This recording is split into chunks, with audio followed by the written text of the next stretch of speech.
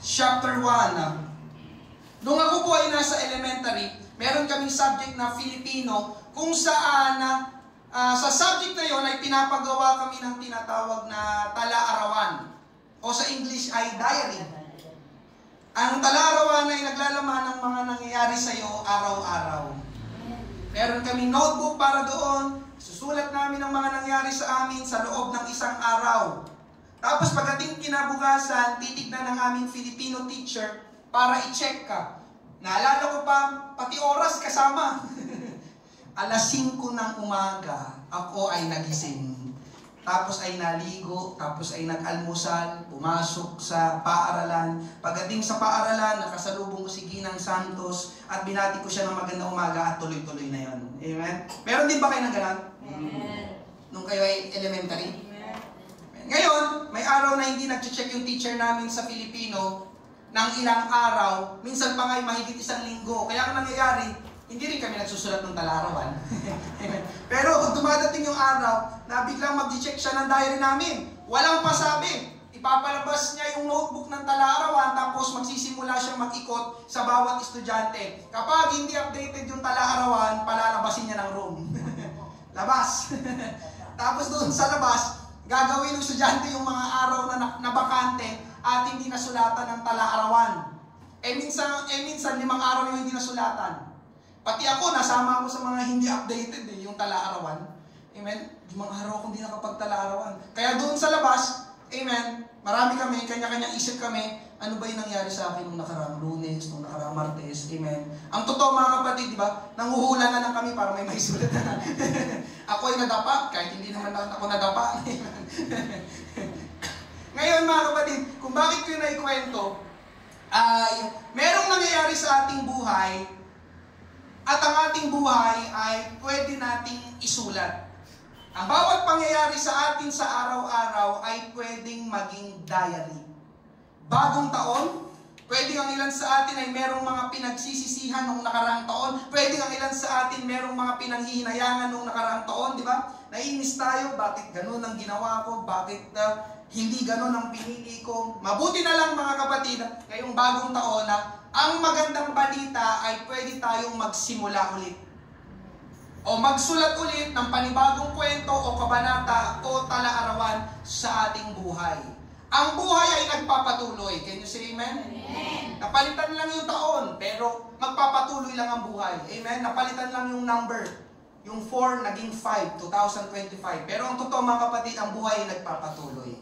At ang mga nangyayari sa ating buhay, amen, listen mga kapatid, ang mga nangyayari sa ating buhay, malaking bahagi nun ay tayo ang gumagawa. Amen, ulitin ko, ang mga nangyayari sa ating buhay, malaking bahagi nun, tayo ang gumagawa. Sabi nga ni Wallace Hamilton, every person's life is a diary. Amen, tatagalogin ko na lang. Ang buhay ng bawat tao ay isang tala-arawan kung saan magsusulat siya ng isang kwento at napipilit o napapuwersa pang sumulat ng isa pang kwento. Anong ibig sabihin nitong sinabi ni Wallace Hamilton? May gusto tayong mangyari sa ating buhay. Yun ang gusto nating isulat sa ating diary. Kaya lang iba ang nangyayari. Kaya napapuwersa tayong magsulat ng ibang kwento sa ating buhay. May babasahin po tayong tagpo sa Bible, sa Book of Ruth, merong 3 babae, merong 3 buhay, merong 3 kwento, at ang kanilang buhay ay sumasalamin sa buhay ng bawat isa sa atin. Amen? Tatalon na po tayo sa verse 14. Basahin po natin Ruth 1, verses 14 to 18. Kaya inilakas nila ang kanilang tinig at muling nag-iyakan. Hinagkan ni Orpha ang kanyang biyanan, ngunit si Ruth ay umakap sa kanya. Sinabi niya, tingnan mo, ang iyong bilas ay bumalik na sa kanyang mga kababayan at sa kanyang mga Diyos. Sumunod ka na sa iyong bilas. Ngunit sinabi ni Ruth, huwag mo akong pakiusapan na kita'y iwan o talikuran ko na ang pagsunod sa iyo. Kung saan ka pupunta ay doon ako pupunta. Kung saan ka nakatira ay doon ako maninirahan. Ang iyong bayan ay magiging aking bayan at ang iyong Diyos ay aking Diyos. Nang makita ni Naomi na nakapagpasya na siyang sumama sa kanya, wala na siyang sinabi. Amen. Tayo po'y manalangin ngayong umaga, Panginoon. Marami pong salamat. Sa bilang ng mga mananampalataya na narito, pagpalain mo ang iyong mga salita, Panginoon Diyos. Magbukas ka ng mga puso't isipan. Mangusap, Panginoon. Hallelujah. Magbigay ka ng kaliwanagan sa bawat isa patungkol, O Diyos, sa mensahe na ito na aming mapapakinggan ngayong umaga. Ito pong aming panalangin sa pangalan ni Jesus. Lahat ay magsabi ng Amen. Amen. Praise God. Mamaya mga kapatid, babasahin pa natin ang ilang talata dito rin sa Book of Ruth. Amen. Mga ngaral po ngayong umaga, rewriting diaries. Rewriting diaries, muling pagsusulat ng tala-arawan. Una natin pag-usapan ay different outcome. Ibang kahinatnan, different outcome. Naniniwala ako ngayong umaga mga kapatid na lahat ng kaharap ko ay merong pangarap sa buhay. O pinangarap sa buhay. Merong plano sa buhay. Merong plano ngayong 2025. At malamang sa malamang, ang plano at pangarap mo na yon ay magandang plano. Amen? Wala namang tao na magpaplano at mangangarap ng masama para sa sarili niya. Amen? Marahil, ang ilan sa inyo ay gustong yumaman ngayong 2025. Marahil ang ilan sa inyo gustong ma-promote sa trabaho ngayong 2025. Marahil ang ilan sa inyo gustong maging malusog ngayong 2025. Marahil ang ilan sa inyo gustong maging successful ngayong 2025. Amen? Ang totoo mga kapatid, kung papipiliin lang tayo ng gusto nating buhay, ang pipiliin nating buhay ay yung pang fairy tale. Amen? And they live happily ever after. At sila'y namuhay na masaya habang buhay. Amen? Sino gusto ng ganon? Amen. Magsisinungaling tayo kung hindi natin gusto ng ganon. Amen po ba? Kaya yung iba sa inyo, sa mga ladies na narito, nung bata pa kayo, di ba? Feeling mo ikaw si Cinderella. GGFS, di ba? Gandang-ganda sa sarili, may Prince Charming, at nakatira sa palasyo. Wow! Disney. Amen. Tapos ngayon na inaligtas tayo, narito sa church, nakakilala sa Panginoon. At ang isip ng iba, mga kapatid, dahil sila inaligtas, nakakilala sa Panginoon, aalisin na ng Panginoon ang mga problema. Amen. Mawawala na ang mga sakit. Amen. Magugustuhan sila ng lahat ng tao. Anumang gawin nila ay pagpapalain sila. Anumang hawakan ng kamay nila ay magiging matagumpay sila. Amen? Sino sa inyo nag-isip ng gano'n? Amen. Nakakilala na ako sa Panginoon. Susunod na ako sa Panginoon. Maglilingkod na ako sa Panginoon. Ngayon, puntahan natin yung tatlong babae sa Book of Ruth na binasa natin kanina. Si Naomi, si Orpha, at si Ruth. Sigurado mga kapatid, katulad natin, meron din silang mga plano, meron din silang mga pangarap, meron din silang mga inaasam sa buhay. Amen? Bilang mga babae, gusto nilang magkaroon ng pamilya. Amen. Sinong babae dito na gustong magkaroon ng pamilya pagdating ng araw? Amen. Amen? Gusto nilang magkaroon ng mapapangasawang lalaki. Magkaroon ng mga anak. Tapos titira sa Forbes Park sa Makati. Amen? Sinerge ko ang Forbes Park Makati pala, ang pinakamahal na subdivision. Amen? Dito sa buong Pilipinas ata. Amen? Tapos magiging CEO ng kumpanya. Amen? Nangangarap sila na magkaroon ng negosyo na kumikita ng 10 milyon buwan-buwan. At kapag nag-holiday, amen, ay pupunta lang sila sa iba't ibang bansa. Wow, amen. Tapos mga kapatid, si Naomi ay Israelita, galing sa angkan ni Abraham. Bayang pinili ng Diyos. Pwede nating isipin na may bonus sila sa Diyos, may pabor sila mula sa Diyos, doble ang pagpapala nila kumpara sa ibang lahi. Subalit, ngayong umaga mga kapatid, ang kwento ni Naomi, Orpha at Ruth ay nagsasabi sa atin ng ibang kwento ng buhay. Buhay na hindi natin gusto, buhay na hindi natin pinlano, at buhay na hindi natin pinangarap. Tingnan natin ang nangyari kay Naomi. Amen. At dun sa dalawang babae, Ruth chapter 1 verses 1 to 5. At nangyari ng mga araw ng mga hukumang namumuno, nagkaroon ng tagutong sa lupain. Isang lalaking taga Bethlehem sa Huda ang umalis upang manirahan sa lupain ng Moab. Siya ang kanyang asawa at ang kanyang dalawang anak na lalaki. Ang pangalan ng lalaki ay Elimelech Ang kanyang asawa ay si Naomi. At ang pangalan ng kanyang dalawang anak ay Malon at Chilion. Sila ay mga Efrateo mula sa Bethlehem sa Huda. Sila ay pumunta sa lupain ng Moab at nanatili roon. Verse 3. Amen. Ngunit si Elimelech na asawa ni Naomi ay namatay. Si Naomi ay naiwang kasama ang kanyang dalawang anak. Amen. Yung dalawang anak niya, sila ay nag-asawa ng mga babae mula sa Moab. Ang pangalan ng isa ay Orpha, ang ikalawa ay Ruth. Sila ay nanirahan doon ng may 10 taon.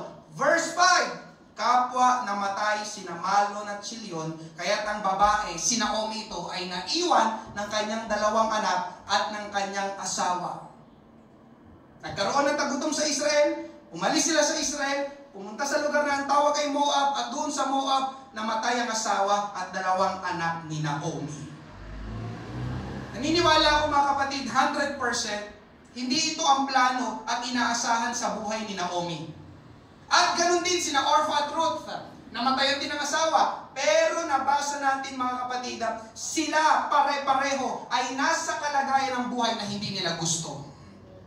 Meron silang plano, amen. Kaya sabi pa ng mga nanay, wow, ang ganda ng plano, ang sarap pakinggan, ang ganda ng pangarap nila. Pero ngayon mga kapatid, naritong 3 babae, sila ay nasa kalagayan, amen, ng buhay na hindi nila pinlano at ginusto. Ngayong umaga mga kapatid, hindi lang ito totoo sa kanila, hindi lang ito mangyayari sa kanila, kundi ang nangyari sa kanila ay totoo din sa atin. Amen? At yung nangyari sa kanila ay pwedeng mangyari din sa bawat isa sa atin. Pastor, grabe ka naman. Yes, mga kapatid, I know.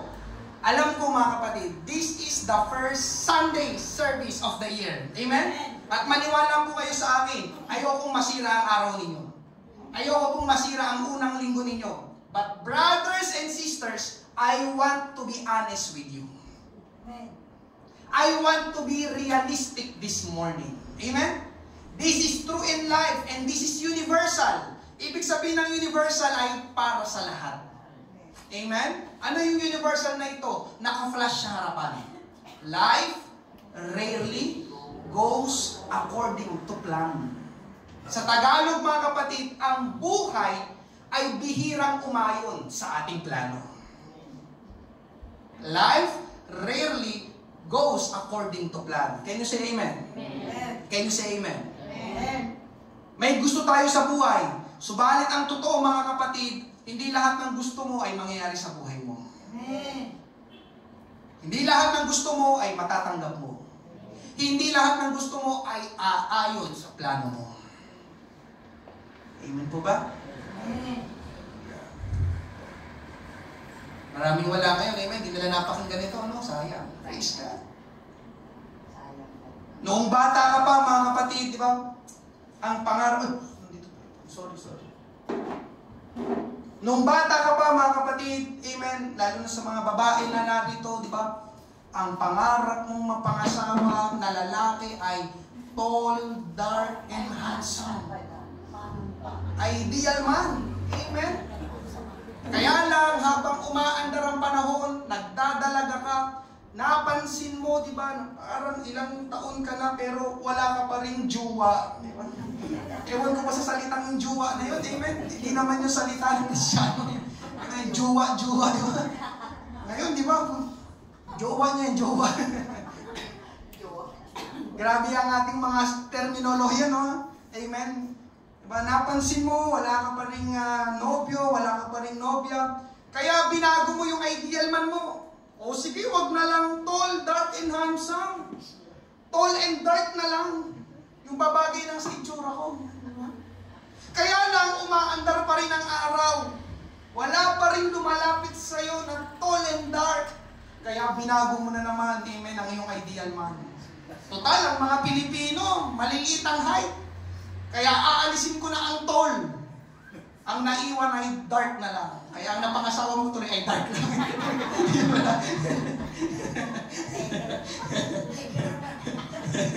Ang naiwan tuloy ay dark. Ano ba yan? Mula sa dark pero mayaman. O may ribat si pastor, di ba? O saan ka? O di ba? Dark, mighty. pero mayaman. O, kala nyo ha? Kayong judgmental. Mula sa pagiging tall and handsome. Sorry po. Yun ang plano, di ba? Tall, dark, and handsome. Pero sa bandang dulo ay dark na lang. Dahil gaya ng sinabi ko, hindi lahat ng gusto at plano natin ay aayon lahat sa atin. Amen? Amen? Amen. Gusto natin ng pagpapala. Sino dito gusto ng pagpapala? Amen. Totoo mga kapatid, pagpapalain tayo ng Panginoon. Amen po ba? Thank you, Lord. Pero, may pero, mga kapatid. Yung araw-araw tayong pinagpapala o araw-araw na makakatanggap tayo ng pagpapala, sana. Di ba? Sana. Kung pwede lang na gano'n, bakit hindi? Amen po ba? Totoo, pagpapalain tayo ng Panginoon, pero yung araw-araw na pinagpapala, araw-araw na makakatanggap ka, sana, di ba? Sana, kung pwede lang na gano'n, bakit hindi? Amen? Pero alam natin lahat, ang realidad ng buhay, hindi sa lahat ng oras ay maayos ang lahat. Amen. Hindi sa lahat ng araw ay mabubuti lang ang mangyayari. Amen. We want a perfect life. Kagaya ng inyong nakikita sa harapan. But the reality is, life may turn out differently. Gusto natin ang perfectong buhay. Subalit ang realidad ngayong umaga mga kapatid, ang buhay ay pwedeng lumiko ng ibang landas o ibang daan. Amen po ba? Kaya ang pamagat ng first point ay a different outcome. May gusto tayo, pero different outcome. May plano tayo, pero different result. May pangarap tayo, pero different consequence. Dahil ang totoo mga kapatid, hindi naman talaga natin alam ang lahat, pati ang mangyayari bukas. James 4:14. Sa katunayan, hindi nyo alam kung ano ang mangyayari sa inyo bukas. Tama ba ang sinabi sa James 4:14? Tama ba? Tama. Amen? Hindi mo alam, kahit nga yung mangyayari lang mamaya. Amen? Hindi natin alam. Yung bukas pa ba? Amen? May gusto tayo, may plano tayo, may inaasahan tayo, pero hindi natin alam eksakto ang mangyayari itong January, sa February, sa March, sa April, sa May, sa June, hanggang sa December. Amen. Life may turn out differently. Ang buhay ay pwedeng mag-iba. Ang buhay ay pwedeng mabago. Ang buhay ay pwedeng lumiko. Amen. Lumiko doon sa hindi mo gusto. Amen po ba? Yun ang sinasabi sa atin ng kwento ni Naomi, Orpha at Ruth. At ang buhay nila, mga kapatid, ang kwento nila ay nakasulat sa Bible.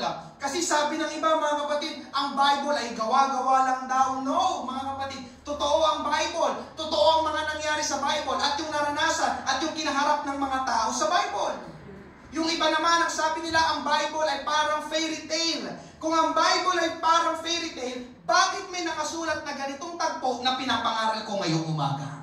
Pero tignan nyo mga kapatid, pinag-uusapan natin ang buhay ni Naomi, Orpha at Ruth, buhay na masalimuot at hindi kaaya-aya, buhay na ayaw natin. Subalit ngayong umaga mga kapatid, ito'y nangyari sa Bible, ito'y isinulat sa Bible. Ang Bible ay hindi fairy tale, ang Bible ay hindi puro maganda lang ang nangyari. Anong tinutukoy ko? Anong gusto ko paiwatig ngayong umaga mga kapatid? The Bible is an honest book. Honest ang Bible. Walang tinatago sa atin ang Bible. Balanse ang Bible. Amen? Yes, may mabuti. Pero kapag babasa ng Bible, meron ding masama. Amen? Merong magandang pangyayari, merong hindi magandang pangyayari. Amen po ba? Kaya salamat sa ating Panginoon. Amen? Alam nyo, hallelujah, huwag nating kaligtaan. Sabi naman ng Bible, huwag nating kaligtaan. Amen? Ang ating mga gawain dahil, di ba, sa ating mga gawain doon tayo nakakapakinig ng salita ng Diyos. Amen. The Bible is an honest book. Magiging tapat sa atin ang Bible. Walang itatago sa atin ang Bible. Hindi tayo bubulahin ng Bible ng salita ng Diyos. Kung anong nangyari sa mga tao sa Bible, ay may a-apply natin sa ating buhay, sumasalamin sa ating buhay. Nasaktan sila, mga kapatid. Amen. Masasaktan din tayo. Nabigo sila, this is the truth, mabibigo din tayo. Amen. May isang lalaki sa Bible, kilala na natin siyang lahat, si Job. Tunay na tao katulad natin. At bilang tao, nakaranas din siya ng mga hindi magandang pangyayari sa buhay. As in, hindi maganda. At dahil hindi magandang mga nangyari sa kanila, nagalit ang misis niya at sinabihan na mamatay na lang si Job.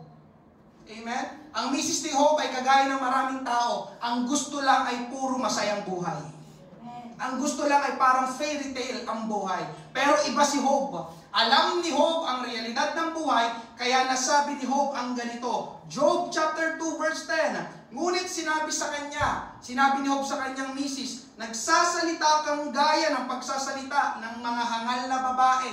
Tatanggap lang ba tayo ng mabuti sa kamay ng Diyos at hindi tayo tatanggap ng masama? Napakaganda na sinabi ni Job, ano? Bakit ka nagsasalita ng ganyan? Amen. Ang gusto mo ba, ang buhay lang ay palaging masaya? Ang gusto mo ba, ang buhay ay palaging mabuti lang?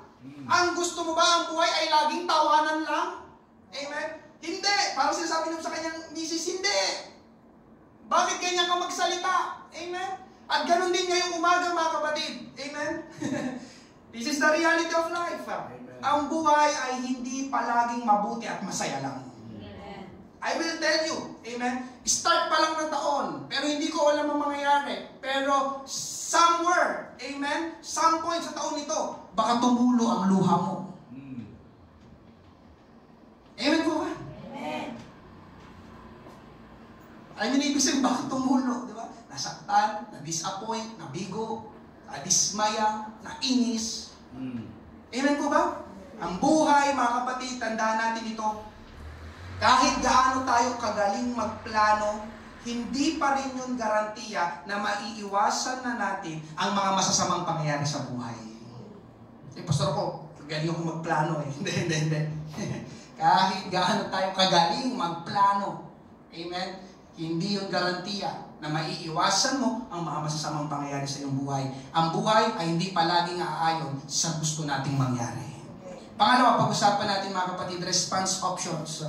Ang mga pagpipilian sa ating pagtugon sa buhay. Ang mga pagpipilian sa ating pagtugon sa buhay. Sabi ko kanina mga kapatid sa first point, life may turn out differently. Ang buhay ay pwedeng lumiko na iba sa gusto natin, di ba? Yung para bang ikaw ay kakanan, pero ang buhay ay pakaliwa. Di ba? Yung para bang gusto mo ng batukan yung buhay, uy, di ba? Kanan tayo. Diba? Pero titingin lang sa'yo ang buhay at sasabihin sa'yo ng buhay, eh gusto kong kumaliwa eh. Ano magagawa mo? Amen? Anong ibig sabihin nun mga kapatid? Ang buhay ay hindi natin kontrolado ng buo. Batukan, kanan tayo, sabi ng buhay, kakaliwa ako. May mga bagay sa buhay, mga kapatid, na hindi mo kontrolado. Life may turn out differently. Amen? Na kapag nangyari ang isang pangyayari, hindi mo yun mapipigilan basta-basta, kundi talagang mangyayari. Katulad ng ano, pastor? Katulad ng kamatayan. Kapag oras na ng isang tao, oras na ng isang tao. Amen? Amen. Hindi mo yung control. Kahit anong gawin mong panalangin, kahit anong vitamins ang iyong inumin, diba? May mga bagay sa buhay na hindi natin kontrolado. Gusto mong kakanan, pero yung buhay pakaliwa. At hindi mo yun makokontrol, hindi mo yun mapipihit basta-basta. Amen po ba? Amen. May mga mahal tayo sa buhay, amen, na ayaw pa nating mamatay. Can you say amen? Amen. Pero ganun ang buhay. Happy New Year po sa inyo lahat. May mga bagay sa ating buhay na hindi natin kontrolado. Pero mga kapatid, merong isang bagay na kontrolado natin. Ano yun? Yung ating pagtugon. yung ating response. Maraming mga bagay sa ating buhay, mga pangyayari, hindi natin kontrolado. Amen. Kung saan niya gustong pumihit, pipihit. Kung saan niya gustong pumunta, pupunta. Diba? May mga bagay na mangyayari na lang basta-basta. Amen po ba? Pero mga kapatid, sa lahat ng iyon, merong isang bagay na kontrolado natin at yun yung ating pagtugon, response sa mga nangyayari sa ating buhay. Kaya ang tanong ngayong umaga mga kapatid, anong gagawin mo kapag nangyayari ang ayaw mo mangyari sa iyong buhay? What will you do or what are you going to do when life turns out differently? Kasi yung buhay hindi mo na control di ba? Maraming bahagi sa atin mo hindi mo na control. Pero yung pagtugon, yung response, kontrolado mo. Kaya ang tanong, what are you going to do when life turns out differently? May tatlong pagpipilian. At ang tatlong pagpipilian ay nanggaling sa tatlong babae sa ating kwento. Si Naomi, si Orpha, at si Ruth. Pare-pareho silang sinawing palad sa buhay, namatayan ng asawa. At noong panahon nila, kapag ikaw ay namatayan ng asawa o naging byuda, walang suporta, walang pensyon, walang tulong mula sa government. Sa madaling salita, mga kapatid, ang maging byuda noong panahon nila ay nakakaawang kalagayan at nasa mababang estado ng buhay. At itong tatlong babae na ito ay nagkaroon ng kanya-kanyang response o pagtugon sa mga nangyari sa kanila kung paano nilang hinarap ang buhay na ayaw nila. Unang response mga kapatid, maging bitter sa Diyos. Become embittered at God. Magkaroon ng kapaitan o magkaroon ng sama ng loob sa Diyos. Sino ito? Ito ay si Naomi. Ruth chapter 1 verses 19 to 21. Sa gayoy nagpatuloy silang dalawa hanggang sa sila'y makarating sa Bethlehem. Ito yung bumalik na. Amen, si Naomi sa kanyang totoong lugar. Nang sila'y makarating sa Bethlehem, ang buong bayan ay nagkagulo dahil sa kanila. At sinabi ng mga babae, ito ba si Naomi? Sinabi niya sa kanila, huwag na ninyo akong tawaging Naomi. Tawagin ninyo akong Mara, sapagkat pinakitunguhan ako ng may kapaitan ng makapangyarihan sa lahat. Amen. Ako'y umalis na puno, ngunit ako'y pinauwi ng Panginoon na walang dala. Bakit ninyo ako tinatawag na Naomi? Gayong ang Panginoon ay nakitungo ng marahas sa akin at pinagdalamhati ako ng makapangyarihan sa lahat. Bumalik sila Naomi at Ruth sa Bethlehem. Pagdating nila, nakilala siya ng kanyang mga kababayan. Naomi, ikaw ba yan?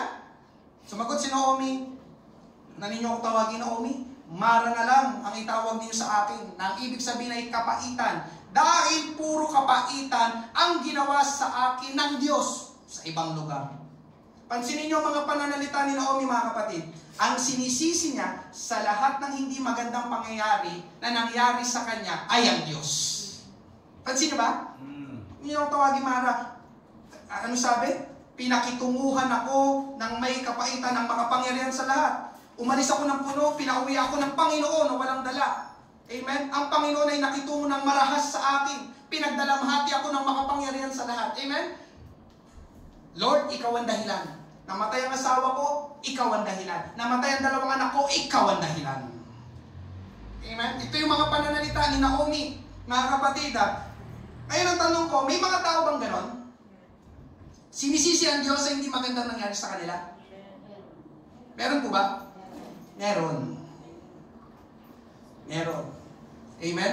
Nagbigay lang ako ng isang halimbawa, pero mukhang nabanggit ko na ito. Amen? Kilala niyo ba ang lagi kasi pumapasok sa isip ko lang ay si Charles Darwin. Amen? Si Charles Darwin, namatay ang kanilang panganay na anak na babae na si Annie sa edad na 10 taon. At ayon sa ilang article, masyado yung dinibdib ni Charles Darwin. Ang sabi pa, dun sa nabasa ko, sa sobrang sakit ng naramdaman niya, hindi niya nakayanan na pumunta sa libing ng kanilang anak. Hindi ko kaya tignan yung aking anak, panganay na anak, minamahal na anak na inililibing. Hindi ko kaya.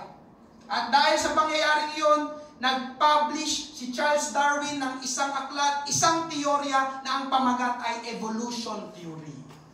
Na nagsasabi, pamilyar ito lahat sa atin, na ang tao ay galing daw sa particle, parang ganun, particles, tapos yung particle na yon ay unti-unting lumalaki hanggang sa nagkaroon ng itsura, hanggang sa naging mukhang unggoy, at yung unggoy ay naging tao. Yun yung nilalaman ng evolution theory. Amen? Idinidiin niya sa teorya niyon na walang Diyos. Walang manlilikha. Galing lang tayo sa atom, particle, o anuman yan. Amen? Parang butete, yung butete, habang umaandar ang panahon, di ba? Parang nag-evolve siya hanggang sa nagkaroon ng ulo, mga kamay, mga paa. Tapos ayun na, ito na tayo ngayon. Evolution theory. Bakit ganun ang ginawa niya? Dahil merong hindi magandang pangyayari sa buhay nila at ang sinisisi niya kung bakit yun nangyari ay ang Diyos. Walang Diyos, walang manlilikha. Akala ko ba Diyos siya? Di ba alam niyang lahat? Di ba makapangyarihan siya? Bakit hindi man lang niya pinigilan na mangyari sa amin yun? Amen. Di ba? I believe, may mga tao na sasabi nun. Di ba Diyos siya? Alam niyang lahat? Makapangyarihan siya? Alam niyang mamamatay? Itong asawa ko, itong kapatid ko, itong anak ko? Hindi man lang niya pinigilan? Akala ko Diyos siya. Amen? May dalawang bahagi ito mga kapatid. Hindi na natin gaano i-elaborate. Kumbaga, parang another preaching yun mga kapatid. Una, bagamat masakit, pero kailangan nating maunawaan at tanggapin na siya pa rin ang Diyos at tayo ay tao lang. Amen? Kasi pag ina-elaborate ko, medyo maba ito, panibagong pangaral. Amen? Nanaisin ng Diyos na gawin kung anong gusto niyang gawin. Amen po ba? Ganito yung mga kapatid may mga pagpapasya ang Diyos na hindi talaga natin maiintindihan habang nabubuhay pa tayo. Amen po ba? May mga pangyayari sa ating buhay na hindi ko rin masasagot dito sa likod ng pulpito ng eksakto dahil hindi ko alam. Pero sigurado akong alam ng Diyos. Amen po ba? Kaya ang mabuti mga kapatid, kapag namatay tayo, dapat ay ligtas tayo. Bakit? Para pagdating natin sa langit, magtanong natin ng Panginoon kung bakit nangyari itong tagpo na ito nung nabubuhay pa tayo. Amen po ba? Ulitin ko, hindi lahat mga kapatid masasagot dito sa likod ng pulpito. Lahat ng mga nangyaring mapait, masakit sa atin. Bakit ganito? Diba? Akala ko ba Diyos siya? Akala ko ba mabuti ang Diyos? Akala ko ba ang Diyos ay pag-ibig? Amen? Mga kapatid, hindi ko lahat masasagot Amen? Kung paanong mataas ang langit kaysa sa lupa, ganun ang pag-iisip ng Diyos sa pag-iisip nating mga tao. Hindi natin maabot ang langit. Amen po ba? Hindi rin natin maabot ang pag-iisip ng Diyos. Can you say amen? Amen. Hallelujah. Yun yung unang banda. Ang ikalawang banda mga kapatid ay may bahagi tayo. Sabi ko nga kanina, ang mga nangyayari sa buhay natin, malaking bahagi nun ay tayo ang gumagawa. Ano ibig sabihin nun? Hindi sa lahat ng oras ay isisisi natin sa Panginoon. Tulad ni Naomi, sila ay Israelita. Dapat sila ay nasa Israel lang. Pero pumunta sila sa Moab. Wala tayong mababasa na nag-utos ang Diyos sa kanila na umalis sila ng Israel at pumunta sila sa Moab. Sila ang nagpasya nun, sila ang gumawa nun. Ayoko na dito. Alis na lang kami. Punta kami sa ibang lugar. Amen? Sa Bible mga kapatid, kapag binasa nyo, ang Moab ay isa sa kalaban ng Israel. Lalo na, sa bandang Old Testament, yung mga sakupan ng bansa, ang Moab ay isa sa kalaban ng Israel. Amen? Kaya, ang tanong dito, bakit sisisihin ng Diyos? Kayo ang pumunta sa Moab. Amen? Parang sa atin ngayon. Diba? Lord, diba? Bakit itong binigay mo na asawa sa akin? Sabi ng Panginoon, bakit ako? Hindi ako nagbigay ng asawa mo. Ikaw ang pumili sa kanya. Amen po ba? Ayun, lahat sinisina natin. Lord, bakit ito asawa ko? Amen? Sabi ng Panginoon, ikaw ang pumili dyan. Pumili ka ng Antikristo. Biro lang. Lord, hindi mo man lang ako binalaan? Sabi ng Panginoon, binarningan kita, pero hindi ka nakinig. So may mga hindi magandang pangyayari sa ating buhay. Nasangkot tayo ang pumili, tayo ang gumawa. Can you say amen? Amen. Amen. Hindi palaging ang Diyos. Amen? Hindi laging kasalanan ng Diyos, malimit ay kasalanan at kapabayaan natin. Ikalawang response mga kapatid, ito naman ang pinakamadaling response. Ano to? Quit. Kapag may hindi magandang pangyayari sa ating buhay, ang response ay mag-quit, huminto o tumigil. Ito naman si Orpha. Ruth 1:14, at umiyak na naman silang malakas, pagkatapos hinalikan ni Orpha ang binan niya at umuwi. Si Orpha ay isa sa manugang ni Naomi na naging byuda rin. Pinapauwi na sila ni Naomi sa lugar nila dahil babalik na si Naomi sa Israel. At ang naging pasya ni Orpha ay umuwi nga. Sabi ni Naomi, Byuda na ako, wala na akong ipapakain sa inyo. Kaya mabuti pa, bumalik na kayo sa inyong lugar. Di ba? Kung inyong mga ginagawa noon, gawin nyo na ulit. Sabi ni Orpah, ting! Di ba? Oo nga, good idea. Kaya ang ginawa niya, iniwanan niya si Naomi at bumalik ulit sa kanyang dating buhay. Amen? Maraming tao, mga kapatid, ang umaayaw sa buhay kapag dumadating na ang mga problema at pagsubok. Amen? They quit. Magre-resign sa trabaho dahil may problema. Hihinto sa pag-aaral dahil nahirapan. Diba? Hindi alam yung 10 times 10. Drop out na ako. Hirap naman ng 10 times 10. Diba? Yung may pinsan ako sa, may kamag-anak ako, may pamangkin ako sa pinsan, amen. Huminto sa pag-aaral dahil nahirapang magbasa. Amen? Titigil sa pagdalo sa church dahil may problema. Ihinto sa panalangin dahil hindi nasagot ang panalangin. Iiwanan ng ministry dahil napagod. Iiwanan ng pamilya dahil nahirapan. Ito ang pinakamadali. Quit! Ganun na kadali, quit! Nahirapan ako, ayoko na. Amen? Ang kanilang option kapag nahihirapan, kapag may problema ay mag-quit, ayawan na. Pero alam natin mga kapatid na hindi ito ang tamang solusyon. Okay. Ikatlong response mga kapatid, ito naman ang medyo mahirap na response. Adjust. Ito naman si Ruth. Ruth 1:15-17, sinabi niya, tingnan mo, ang iyong bilas ay bumalik na sa kanyang mga kababayan at sa kanyang mga Diyos. Sumunod ka na sa iyong bilas. Ngunit sinabi ni Ruth, wag mo akong pakiusapan na kita'y iwan o talikuran ko ng pagsunod sa iyo. Kung saan ka pupunta, doon ako pupunta. Kung saan ka nakatira, doon ako maniniran. Ang iyong bayan ay magiging aking bayan at ang iyong Diyos ay aking Diyos. Kung saan ka mamatay, ay doon ako mamamatay at doon ako ililibing. Gayon nawa ang gawin ng Panginoon sa akin at higit pa, kahit na ihiwalay ako ng kamatayan sa iyo. Mga kapatid, ang buhay ay puno ng sorpresa. Life is full of surprises. Amen? May sorpresang nakakatuwa at may sorpresang hindi nakakatuwa. Ang buhay, kagaya nga na sinabi ko kanina, pipihit minsan sa gusto niyang puntahan. At minsan ay hindi natin kontrolado ang pagpihit ng buhay. Kaya ang tamang gawin ngayong umaga mga kapatid, mag-adjust. Amen? Bakit? Isulat mo ito o picturean mo ito. Life is full of adjustments. Amen?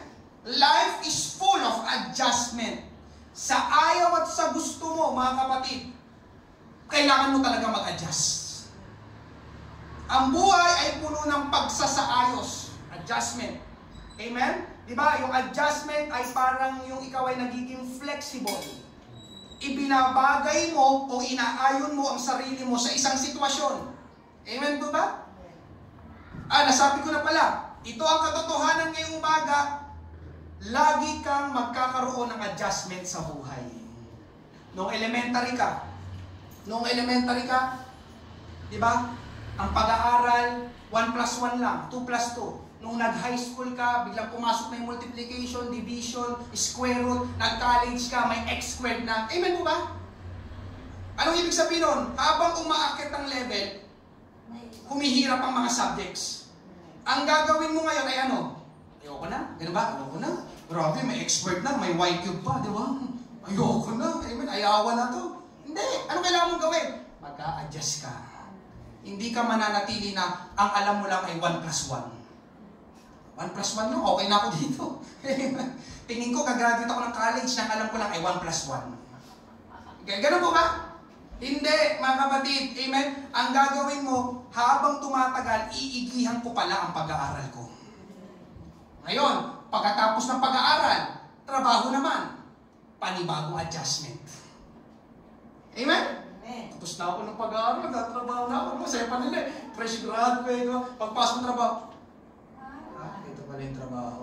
Parang gusto ko na lang ulit mag-aaral. Kailangan pumasok araw-araw, 8 hours. Minsan may overtime pa. Amen? Amen. Tapos, mamaya, papasok ka na sa pagpapamilya, pag-aasawa, panibago, adjustment na naman. Amen po ba? Amen. Anong ibig sabihin nun? Kung dati, sarili mo lang iniisip mo, sarili mo lang inaasikaso mo, kapag nagkapamilya ka, hindi na pwede na puro sarili mo lang ang iniisip mo. Panibagong adjustment. Amen po ba? Hindi, pastor, ako dati pag natulog ako, isang kama lang ako, may asawa ko, ha? Hindi, hindi ka na. adjustment. Amen? Tapos mamaya, magbubuntis si Mrs., manganganak si Mrs., magkakaroon ng baby, di ba? Panibagong adjustment na naman, di ba? Magpapalit ng diet, magtitimpla ng gatas, di ba? Magpupo niya, di ba? Tapos gusto ko nang matulog, iyak ng... Amen? Adjustment, adjustment, adjustment. Amen po ba? Amen. Tapos, pagkatapos mamaya, tulad namin, after 3 years namin kasal, pasok kami sa ministry, sa pioneering. Another adjustment. Diba? Amen po ba mga kapatid? Tapos, kapag tumanda ka na, magsisimulang humina ang katawan mo, yung mga gustong-gusto mong gawin noon, ay hindi mo na magagawa kapag nagkaedad ka na. Adjustment na naman. Amen po ba? Hanggang sa mamatay mga kapatid, may adjustment. Diba? Lalo na kapag kayo ng asawa mo, diba? Talagang nagsama ng matagal. Kaya lang, alam natin ang buhay. May kamatayan. Minsan, mauuna si partner, si Mrs. Minsan, ikaw ang mauuna. Di ba? Ang tagal yung nagsama, 50 years, 60 years. Di ba? Kapag nawala yung isa, mag-isa ka na lang, adjustment na naman. Gusto, masanay ako nakasama siya eh. Tumanda kami, di ba? Sa hirap at ginhawa, magkasama kami. Pero pastor, wala na eh. 70, 80 years old na kami, pastor, wala na siya, di ba? Ngayon, another adjustment na naman. Di ba? Minsan pa naman yung pag lolo't lola na, yung sila na lang. Si Sister Yoli kasi may kasama eh. Si mama, si papa, dalawa na lang sila, amen? Wala na kami, wala na yung kapatid ko, may kanya-kanyang pamilya. Amen? Darating araw daw, ako na naman. Kami na lang magkasama. Amen po ba? Mga kapatid, amen? Hindi ko alam kung paano makinako sa Panginoon, pero life is full of adjustment. Amen? Narito po ang 3 option kapag may hindi magandang pangyayari sa ating buhay. Amen? Tapusin na natin, rewriting diaries. Ang kwento ng aklat ni Ruth, mga kapatid, actually ay patungkol sa commitment. Commitment. Ang aklat ni Ruth. Namatay ang asawa niya, hindi magandang nangyari sa kanya, pero nakakilala na siya sa Panginoon. Dahil nga si Naomi ay Israelita, sigurado, si Ruth ay binahagi na ng pamilya ni Naomi. Nagkaroon siya ng personal na kapahayagan mula sa Diyos. At mula noon, nag-commit si Ruth na hindi niya iiwanan si Naomi na kanyang binan at hindi niya iiwanan ng Diyos na pinakilala sa kanya, ang Diyos ng Israel, ang buhay at makapangyarihang Diyos. Ngayong taon mga kapatid, sabi ko nga kanina, tuloy pa rin ang buhay. At sa pagpapatuloy ng ating buhay, susulat ulit tayo ng mga mangyayari sa ating buhay. Amen? At ngayong umaga mga kapatid, ang pinakamabuting decision natin ngayong taon, ang pinakamahalagang commitment na gagawin natin ngayong taon ay parangalan pa rin natin ang ating Panginoong Jesus. Amen? Oo, pwedeng may hindi magandang mangyari ngayong taon, pero magpapasya tayo, hindi ko iiwan ang Panginoon. Ito si Ruth, ito yung kanyang kwento mga kapatid. Amen? Hallelujah. Naomi, marunong mag-adjust si Ruth, at meron siyang commitment kay Naomi at sa Panginoon. Naomi, kung saan ka pupunta, doon ako pupunta. Ang bayan mo, magiging bayan ko. Ang kultura nyo, magiging kultura ko. Amen. Ang Diyos mo, magiging Diyos ko. Yun na, nag-adjust si Ruth. Amen. Hindi maganda yung mga nangyari sa kanya, pero natutunan ni Ruth mag-adjust. Naomi, kahit anong mangyari, sabay tayo. Amen. Kung sino mauna sa ating mamatay, hindi mamatay, pero hanggang kamatayan, magkasama tayo. Amen. Ganon, amen mga kapatid, ang pinakamahalagang commitment na dapat natin gawin ngayong taon. Bakit? Dahil mga kapatid, may mga bagay na hindi mo alam pero alam ng Diyos. May mga bagay na hindi mo kontrolado pero kontrolado ng Diyos. May mga bagay na hindi mo kayang gawin pero kayang gawin ng Diyos. Kaya huwag mong iwan ang Panginoon. Amen. Nakakatuwa mga kapatid, yung kapatid ni Nanay Emmy, siya ay Christian din sa ibang fellowship. Namatay ang asawa, pero sabi ni Nanay Emmy hanggang ngayon dumadalo sa church at active pa sa kanilang church. May hindi magandang pangyayari, namatayan niya ng asawa, pulis, pero kailangan mag-adjust, amen, hindi habang buhay ay dapat magmukmuk, magkulong sa kwarto. Wala na, parang katapusan na. No! Life is full of adjustment. You need to adjust. Amen po ba? Hanggang pinanatili ang kanilang relationship at commitment sa ating Panginoon. Ganon din, si Sister Juna, anak ni Sister Yoli. Amen? Namatayan ng asawa. Ang tagal natin pinag-pray si Brother Carlo. Amen? Pero last year, 2023 po ba? Amen? Dumating ang malungkot na balita, Namatay ang asawa ni Sister Juna. Pero ang nakakatuwa mga kapatid, hallelujah, para sa akin na, amen, nakaka-bless. Hanggang ngayon, nagpapatuloy si Juna at yung kanyang 4 na anak sa Padres House, Los Baños, Laguna. Amen. Actually, ditong nakaraang conference, nakita pa kami, nagulat ako, biruin, no? Umaten pa ng conference. Amen. Gulat ako paglabas ko sa pinto sa Mandaluyong. Oh, Sister Juna, nandito po pala kayo. Oh, Pastor, hello po. Kamukhang ni Sister Jewel. Kaya hindi talaga. Sister Juna, kamusta po kayo? Amen. O, di po nandito po kayo. Ay, oo, sinama ako ni Pastor eh. Amen. Praise God, Sister Juna. Amen. Hanggang ngayon, nandito kayo sa church. Sabi ni Sister Juna, aba, syempre naman, saan pa ako pupunta? Amen. Thank you, Lord. Durin nyo, yung kanyang 4 na anak po ba, may ministry sa Los Baños? Praise God. Durin nyo mga kapatid, namatay ang asawa. Amen. Pero, hindi sinabi sa Juna na, ganito pala ang Diyos. Diba? Gano'n? Ganyan pala. Ayoko na mag-church. No. Amen. You need to adjust. You need to adjust. We need to adjust. Ay, hindi magandang pangyari, adjust agad. Paano ba to? Di ba? Paano ba to? Wala na yung mister ko, di ba? Pero alam ko, di ba? Paano yung provision namin? Ay, hindi. Hindi kami pababayaan ng Panginoon. Amen. Hallelujah. Thank you, Lord. Ngayong umaga, mga kapatid, sa aking pagtatapos, dahil itinalaga ni Ruth ang kanyang buhay sa Panginoon, hindi nanatiling sawi at masalimuot ang buhay ni Ruth. Pagbalik nila sa Israel, nakilala niya ang isang lalaki, ang pangalan ay Boaz. Isang mayamang lalaki doon sa Israel at siya ang napangasawa ni Ruth. Mula sa masalimuot at nakakaawang kalagayan, naging maayos at bumuti ang huling yugto ng buhay ni Ruth. Bakit? Dahil ibinigay niya ang buhay niya sa Panginoon. Alam niyo mga kapatid, pinag-usapan natin, amen, si Ruth. Alam niyo ba mga kapatid, si Ruth ang lola ni David? Ni King David sa Bible. Sino si David? Si David, amen, kahit unbeliever, kilala si David, di ba? Pag sinabi ng David and Goliath, kilala ko yun, sa Bible yun, si David.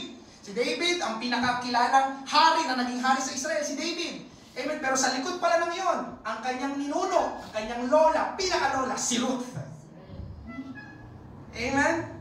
Matthew 1:5-6, ito sa New Testament, listahan ng salinlahi ng ating Panginoong Hesus. Naging anak ni Salmon kay Rahab si Boaz.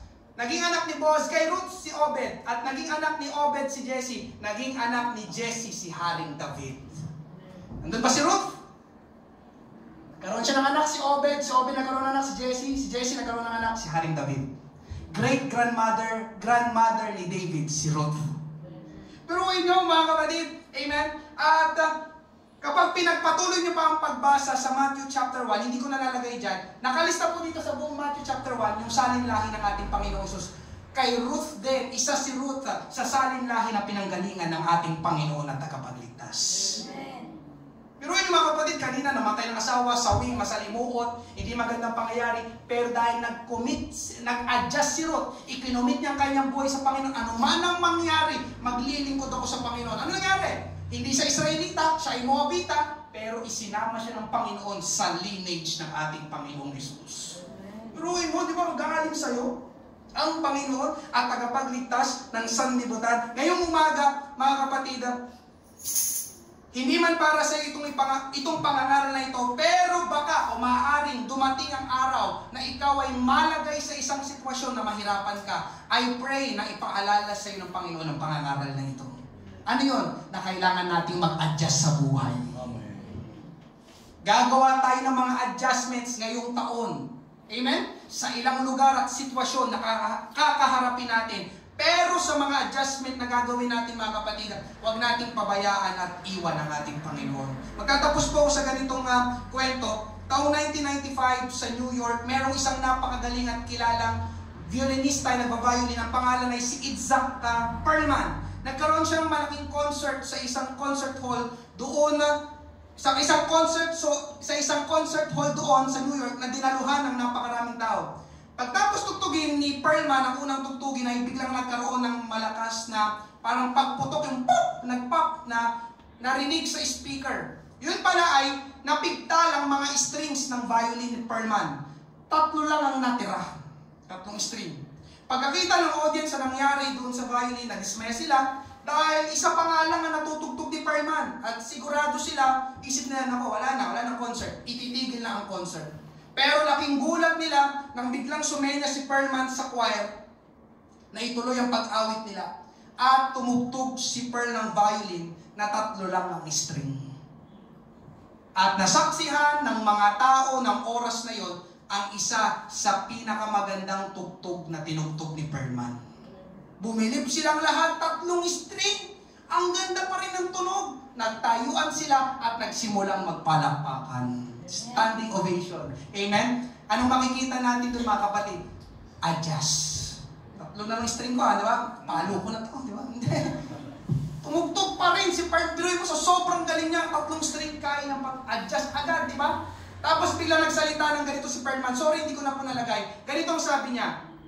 Sometimes, it is the artist's task to find out how much music you can still make with what you have left. Sa Tagalog, minsan ang gawain ng artist ay alamin kung gaanong karaming musika ang maaari mong gawin sa kung ano ang natitira sa'yo.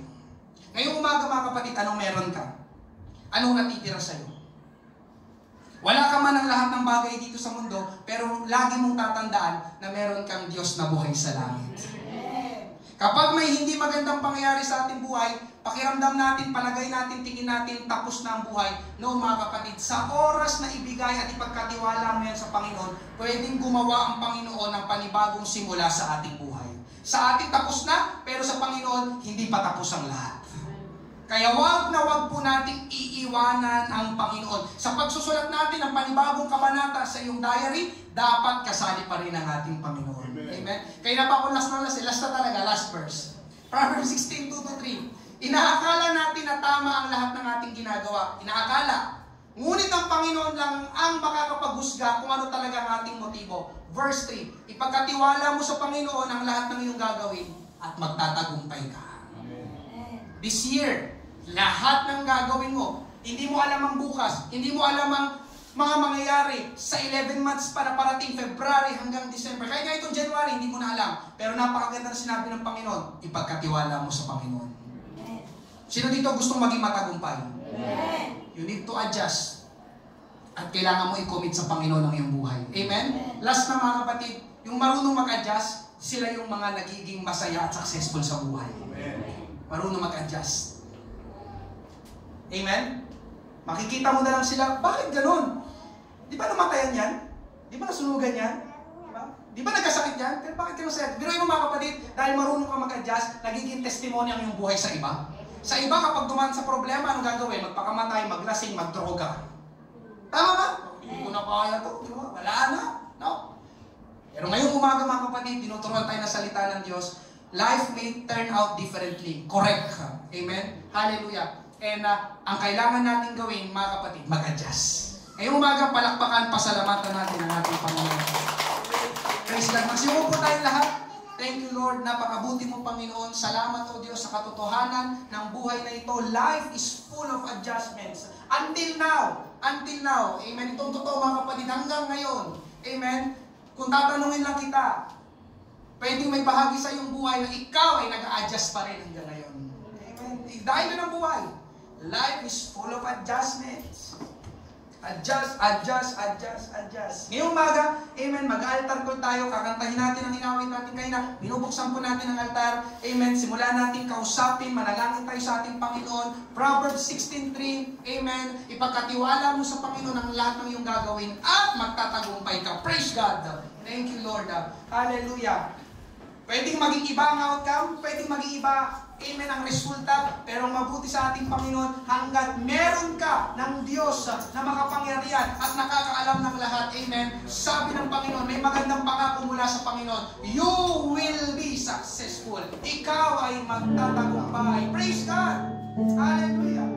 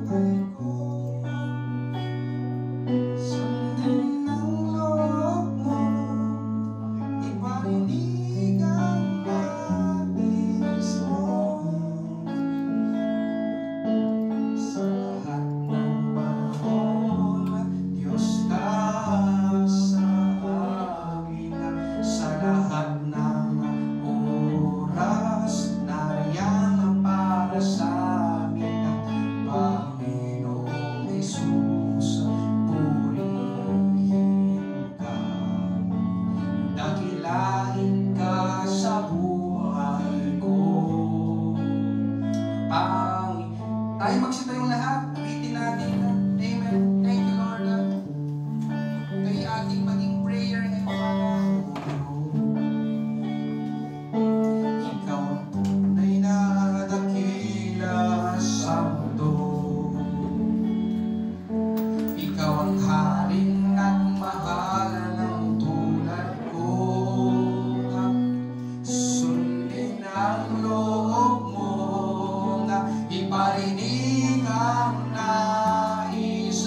Habang nakatas ang ating mga kamay sa lahat ng panahon, Diyos ka sa amin, sa lahat ng oras, nariyan para sa amin, Panginoong Jesus, purihin ka, dakilain ka sa buhay ko. Di nagbabago, di nagbabago, Diyos ka sa amin, tanging sandigan, nariyan para sa amin, Panginoong Jesus, manhaling ka, magliwanag ka sa huling pagkakataon ng di nagbabago nga, di nagbabago, Diyos ka sa amin, tanging sandigan, nariyan para sa amin, Panginoong Jesus, manghari ka, dakilain ka sa buhay ko. Dakilain ka sa buhay ko. Dakilain ka sa buhay ko. Simulan natin magpuri, magpasalamat sa ating Panginoon. Glory, glory, glorify your name. Praise God, praise God, praise God. You are worthy to be praised. Maraming maraming salamat, O Diyos. Dakila ka, dakila ka, dakila ka, aming amang banal. We give you glory and we give you praise. Hallelujah. Hallelujah. Thank you, Lord. Panginoon. Praise God, praise God. Thank you, Jesus. Life is full of surprises and life is full of adjustment. Amen. Ngayong taon, mahaba ulit ang isang taon. Amen. Marami ulit tayong kaharapin, marami ulit tayong dadaanan. Amen. Pero tinuturo sa atin ng Bible, tinuturo sa atin ng Ruth, we need to adjust. Amen. Ikaw ang makikinabang. Amen. If you know how to adjust. Ikaw. Amen po ba? Amen. Salamat sa ating Panginoon. Salamat po sa inyong pagdalo ngayong umaga. Magtapos po tayo sa panalangin ni Brother CJ. Thank you, Lord. Thank you, Lord. Maraming salamat, Panginoon. Thank you, Lord. Panginoon, maraming salamat muli sa umagang pinagkaloob mo ito sa mga bilang muli mga anak na nagbigay ng panahon at oras para sa iyong gawain. Kailangan kong ibalik mo sa kanila ang masaganang pagpapala mo, maging sa makaaral mo, Panginoon, na aming natutunan, ang nadampot, Panginoon, sa umagang ito, Panginoon, dalangin namin, Panginoon, gawin mo matatag ang iyong mga anak, ano mga pagsubok, Panginoon, ang sami dumaan, Panginoon, dalangin pa rin namin na maging matibay kami sa pananampalataya sa iyo, sa pag-adipan namin, Panginoon, alam mong bukas, Panginoon, ngunit ikaw, Panginoon, ay hawak mong inaarap at ikaw, Panginoon, ang aming sinasampalataya, pinagtitiwalaan, Panginoon, sa aming buhay, Panginoon. Ingatan mo ang iyong mga anak sa kaninga nilang pag-uwi, ibalik pa, Panginoon, sa susunod mo pang mga gawain, Panginoon, at patuloy mong pagpalain sila sa kanilang buhay, sa tanda ko, sa kanilang buhay, Panginoon, ay dumalo yung presensya mo at pagpapala, Panginoon. Maraming salamat sa gawain mo ngayong umaga, sa bawat isa, Panginoon. Maraming salamat ito ang aming panalangin, Panginoon, sa pangalan ni Jesus. Amen! Praise God, praise God. Bago po tayo tuloy ang uwi, meron po pala tayong channel sa YouTube. Ito po ay ginawa ni Sir Jewel. Search nyo na po Potter's House Pateros. Amen. Para kung meron po kayong gustong pag-sharean ng pangangaral na ito, amen, you can freely share po yung itong ating pangangaral. Amen. Search nyo na po sa YouTube Potter's House Pateros. Amen. Dahil baka mamaya may iniisip ka, sayang, wala si ganito, wala si ganito. Amen. Pwede po natin i-share. Amen. Hallelujah. Sa ating mga kamag-anak, kaibigan, search nyo na po sa YouTube Potter's House Pateros. Naroon po yung aming pangangaral. But wait! wait, amen, mga kapatid, ha? Yung ating channel ay, hindi po yan yung parang ano po natin, ha? Yung parang license natin na, hindi na po atin, may online pala. No, amen. Kaya hindi ko nga po yan ina-announce. Pero ngayon, amen, doon lang sa mga baka pwede kasing makatulong tayo sa iba, tapos yun yung ating way para ma-win natin sila papunta sa church. Amen? I-share. Uy, ito yung pangaral nung Sunday sa amin church, yung gano'n. Panoorin mo. Next time, sama ka na rin sa amin, ha? Ganun, ha? Hindi yung, bakit wala na sila? Amen? Tapos pagkakita ko sa online, 100 views. Di ba? Lahat nag-online na. Amen? Hindi. Amen, ha? Attend pa rin tayo personally. Amen? Face to face. Amen? Ang tamang pagsamba sa ating Panginoon ay face-to-face. Amen? Nandito sa church. Amen? Yun lang po, mga kapatid. Ingat po pag-uwi. May konti lang po inihanda sa atin. Pagpalain po tayo ng ating Panginoon. Amen?